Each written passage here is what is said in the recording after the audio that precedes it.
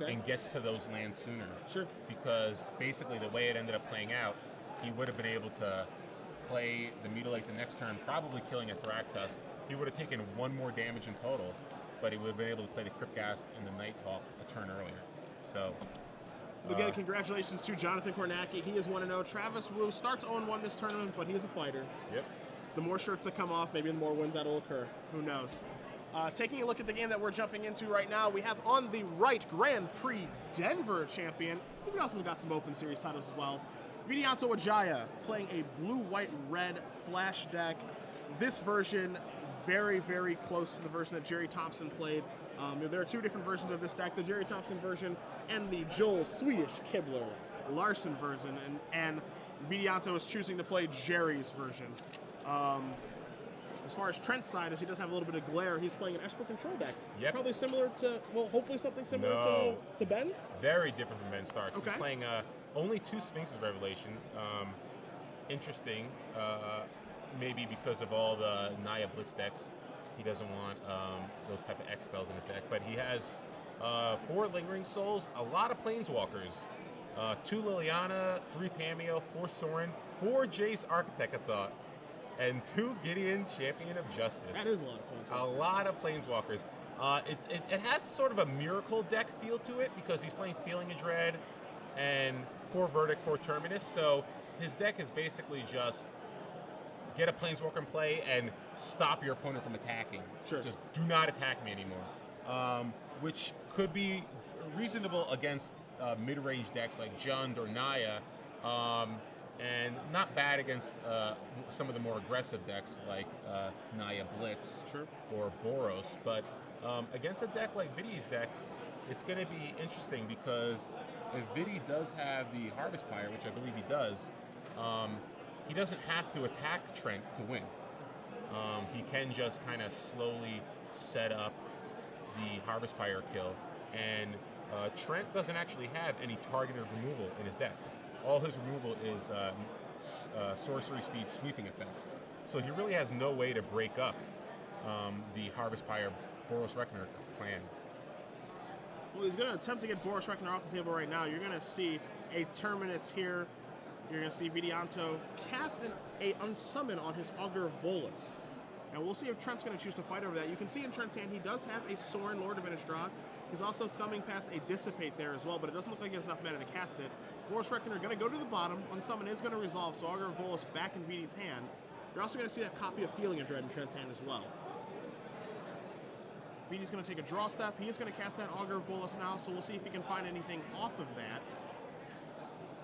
And again, Feeling of Dread, not ideal in this type of matchup, but you know, it does the job if you have a Planeswalker in play. Trent just needs to get any Planeswalker in play in order to start doing things. But his hand's not bad. He's got Supreme Verdict in case Vidi's got another Boros Reckoner or a Geist or something like that. But we did see the Jace off of the Augur, so we know he's got at least 3 Jaces or at least 2 Jaces in his main deck now. Yeah, he does have 2. We are in game 3. 2 Jace Memory Adept in his sideboard for Vidi, and 1 did go to the bottom off that Augur of Bolas. Vidi is going to attempt to cast Snapcaster Mage. Dissipate is going to take care of that, and now you're going to see Sorin, the Lord of Innistrad, come into play. It's going to move up. Trent's going to make a Vampire token with Lifelink from Twilight, no less. Yeah, get out of here. Yeah, get that. Get out of here, Get Edward. that right out of here. There is no one on Team Edward in this building. How do you know that's Edward? I've seen every time. Yeah. Well, they're on Showtime all the time. Oh, are they? I've never been to the theater. Okay, so it looks like, Trent at least finally has a Planeswalker in play. So step 1 of his deck doing what it does is in play. Now, Vidi tries to attack it. Might get a block here. Looks like we do, yep. And Vidi has just maybe a Boros Reckoner? Card in his hand right now, he has a Boros Reckoner, and I believe the other card in his hand is a promo Supreme Verdict. Oh, wow. Okay, so, yeah, things can get out of control pretty quickly now if Vidi doesn't have a good answer. And that's always been the problem with Blue and White, is that you don't have a great answer to Planeswalkers. Boros Charm was actually a card that I really liked out of the sideboard for this deck, just because it's really good against control, because Planeswalkers have always been an issue, especially against a deck like Jund, you know, it helps you deal with a card like Garrick. Here, it would have helped you deal with Sorin a little earlier. Sure. But now, you know, once it's in play, VD has maybe, what, a Detention Sphere to deal with it? Yep. He can hope to get, you know, a Restoration Angel into play and start attacking it. The problem is we know Trent has a Feeling of Dread in his hand. So all he's going to do is just tap it down, and eventually Sorin will get to ultimate. What you guys are going to see here from VD on Trent's end stack, something that you should be very familiar with by now, is the Sphinx's Revelation. This one is going to be for 5. It's going to push VD up to 14, but more importantly, it's going to draw him 5 cards and get him back into this game. Well, normally I would agree with you. Unfortunately, 4 of those 5 cards were lands. Ah, yes. So he did draw a Restoration Angel, so he does have something. Oh, and there's a Geist. Geist, okay. So he drew a Geist. So that's something. Again, that'll be able to attack through the Feeling of Dread and go after. Oh, it looks like Trent did draw a Liliana, so it'll be interesting to see what happens here, because VD does have his Restoration Angel in his hand. Yeah, so he's got Resto. I don't think he has a counter spell. So if Trent shrinks Liliana to make VD sack a creature, does he play the Resto? That's a difficult decision here, because, you know, does he want to sacrifice the Restoration Angel, or does he want to keep the Geist? Exactly. Because, you know, by keeping the Geist in St. Traft, it is a 2/2. He can be able to jump in front of it with, you know, the Vampire tokens that Sorin presents, potentially double or triple block it. And then, you know, what good is that 4/4 Angel doing? It can finish off the Liliana, it can knock the Sorin down to 2. You know, which one is worth keeping? Yeah, it's tough, because there's really... Oh, and he's choosing to make the discard. That one's a little bit more surprising. That's interesting, because now he can actually kill the Liliana. Yep. If he chooses to. Yeah, what he can do here now on video, what he can do here on his turn, assuming, you know, things stay the way that they are, is he can actually attack with the Geist, get into the Liliana, the blocks with the occur, Angel and then, token, and then Restoration Angel is the Geist to keep it. Yeah, so that's actually a reasonable plan here. I was surprised. I could have swore that Trent would have made VD sacrifice a creature, because VD just drew 5 cards. Yeah. Discarding a card is really not going to be that important here. Yeah, it's very, very, very likely he's going to have a land to discard. Oh wow! And he actually uses an emblem, so he can kill Sorin as well if he chooses to. It just looks like the Trent is just being very, very aggressive now, and now we're going to see Restoration Angel here from VD. So now VD's got a lot of options. You know, how do I want to go about blocking? You know, do I want to try to kill both Planeswalkers? We're going to see Feeling of Dread here, tap the Angel. So now that VD can't block with it, but I don't, you know, is that the best use of the first half of Feeling of Dread? This seems very dangerous for Trent, because VD can actually attack Liliana with the Geist of St. Traft and attack Sorin with the Angel token, and suddenly Trent's not even able to make VD sacrifice a creature next turn. He's going to have to uptick it, which VD will just discard a land card. And he still has no answer to the Restoration Angel. And VD just drew a negate, so despite Trent having 2 Planeswalkers in play, that Geist might do some serious work right now. So Geist is going to come across here. You're going to see the Angel token come into play, and we're going to see where that Angel token is going to decide to attack. And it is going to be Liliana, and Geist is going to attack the Sorin. So Sorin looks like it's going to move down to 2 counters now, because it was at 6. The emblem put it down to 4, now down to 2.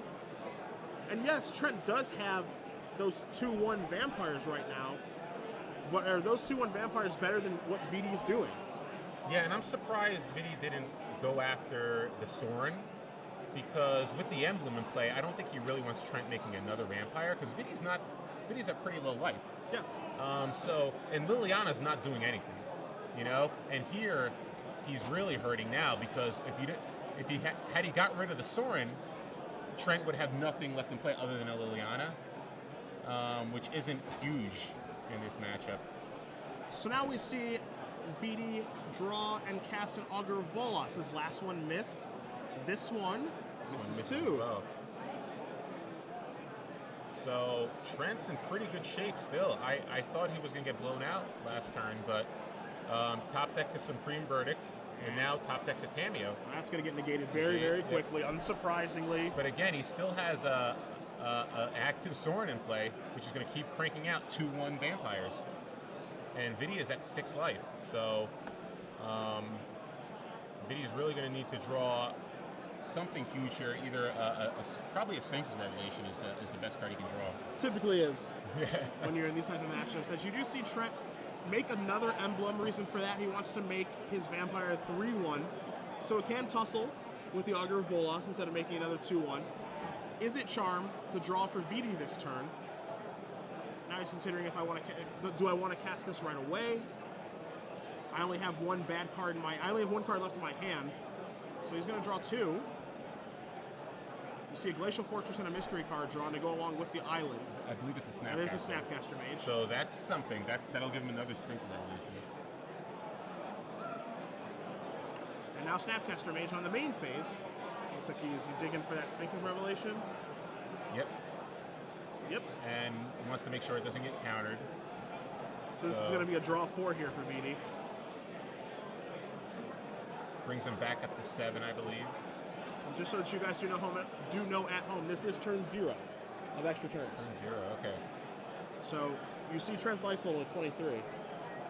Yeah, it's gonna have to be a Boros Reckoning Harvest Pyre win for Vidi, I believe. The old Fireball. You see Vidi coming across, going to take care of Sorin. So now Sorin's gone, so now it makes you really question a couple things here from Trent's side, just Sorin management.